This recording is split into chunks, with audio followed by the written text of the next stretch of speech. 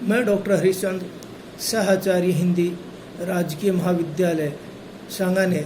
प्रिय विद्यार्थियों, पूर्व में गद्य साहित्य की प्रवृत्तियाँ बताई गई थी। अब जो है हिंदी नाटक विकास और उसकी जो प्रवृत्तियाँ हैं वो आपको बताई जाएगी। नाटक हिंदी के नाट्य साहित्य को संस्कृत के समृद्ध नाट्य परंपरा जो है वो उस विरासत में या विरासत के रूप में वो प्राप्त हुई है। भरत मुनि के अनुसार नाट्य शास्त्र इस बात का परिणाम है कि भारत में रंगमंच और रूपक का विकास ईसा के सैकड़ों वर्ष पहले हो चुका था।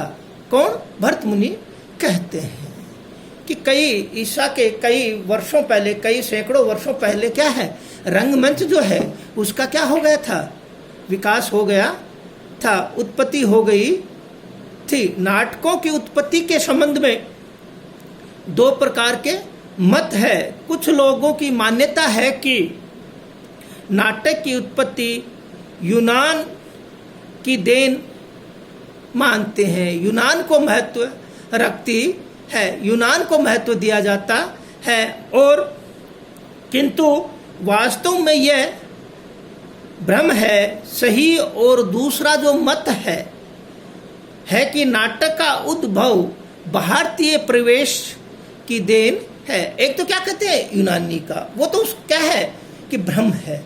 और जो सही जो है वो क्या है, भारतीय जो है वो उस प्रवेश की नाटक की देन मानते हैं। वही क्या है, सत्य है।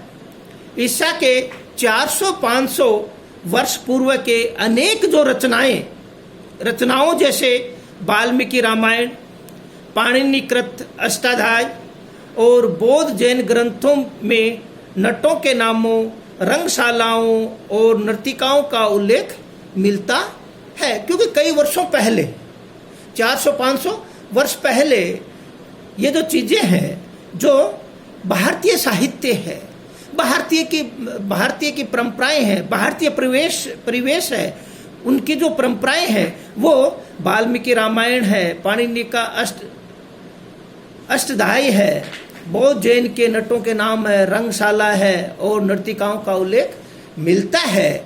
उसी से क्या है, जो रंगमंच है वो क्या होता है, किया जाता है। ये क्या है, 400-500 वर्ष पूर्व में इनका उल्लेख मिलता है। परवर्ती युग में यह नाट्य परंपरा उत्तरोत्तर परंपराओं बिल्कुल विलुप्त प्राय हो चुकी थी। प्राकृत में केवल कर्पूरी मंजरी और रमा मंजरी आदि इन्हें गिने नाटक लिखे गए हैं। कोई उच्च कोटि का नाटक उपलब्ध नहीं होता है। अब भ्रंश में नाट्य परंपरा बिल्कुल विलुप्त प्राय हो गई थी। हिंदी प्रदेश में मध्य युग नाटकों के अभाव का युग है, किंतु मिथिला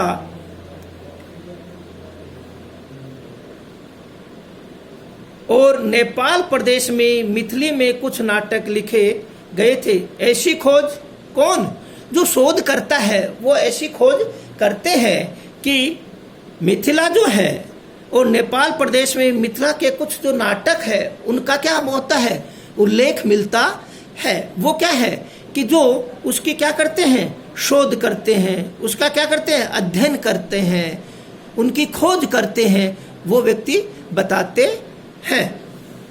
हिंदी का सर्व प्राचीन नाटक मैथिली नाटक है। लोक रंगमंच के कारण हिंदी में 17वीं शताब्दी विक्रम से कुछ पदबद्ध संवाद प्रधान नाटकों की परंपरा का श्री गणेश हुआ था। किसका? पदबद्ध जो है उन संवादों का प्रथम नाटक के लोक रंगमंच जो है उसकी क्या हुई थी, शुरुआत हुई थी। उसका क्या हुआ था, श्री गणेश हुआ था। उसका क्या था, प्रारंभ हुआ था। हृदय राम के हनुमंत नाटक, प्राणचंद चौहान कृत रामायण महानाटक परंपरा, बनारसी दास द्वारा रचित समय सार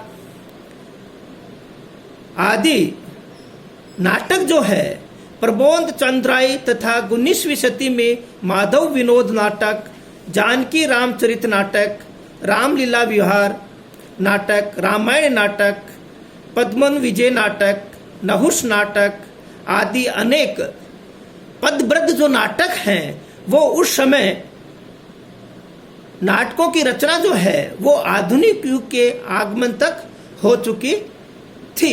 क्यों कि आते आते क्या होता है कि उस चीज में क्या होता रहता है, परिवर्तन होता रहता है, और उस चीज की सत्यता जो है वो क्या है, उस चीज से हो जाती है। तो क्या कहते हैं कि आते आते पदबद्ध नाटक, आते आते आधुनिक जो है, आधुनिक जो युग है उसका जो आगमन है वहां तक क्या हो गया, वो पहुंच गया। और उसके कारण वास्तव में ये पूरी नाटक नहीं माने जा सकते, किंतु इतना अवश्य है कि उस समय जो लिखे गए हिंदी नाटक जब भी लिखे गए उसका विविध एवं विकास क्रम दिखाई देता है।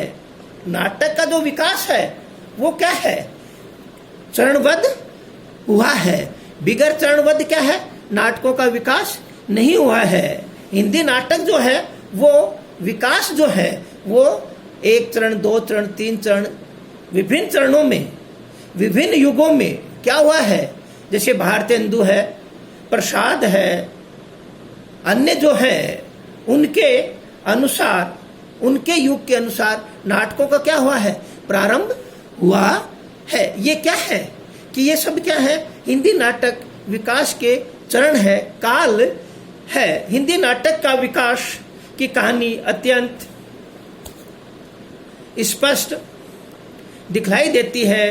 प्रारंभ में जो नाटकों का नाटक नुमा प्रस्तुति हुई है वे हिंदी नाटक के विकास के लिए पट्टिका का काम करती है, किंतु हिंदी नाटक के विकास क्रम को निम्नलिखित युग में विभाजित किया जा सकता है। भारतेंदु, प्रसाद युग, प्रसादोत्तर नाट्य साहित्य, षाढ़ोत्तर हिंदी नाटक आदि विभिन्न प्रकार के युग में उनका क्या किया जाता है, विभाजन किया जाता है। अगला जो है बताया जाएगा भारतेंदु युग नाटक का प्रारंभ। नाटक का जो प्रारंभ है वो भारतेंदु युग जो है नाटक का प्रारंभ जो है वो बताया जा रहा है। ये आपको क्या करना है कि जो युग जो है नाटक जो है वो नाटक का जो विकास है वो विभिन्न चरणों के अनुसार हुआ है। उसमें प्रथम जो चरण है भारतेंदु युग है, प्रसाद है, प्रसादोत्तर युग है। ये विभिन्न युगों में जो नाटकों का प्रारंभ हुआ है वो आपको कल बताया जाएगा। जय हिंद, जय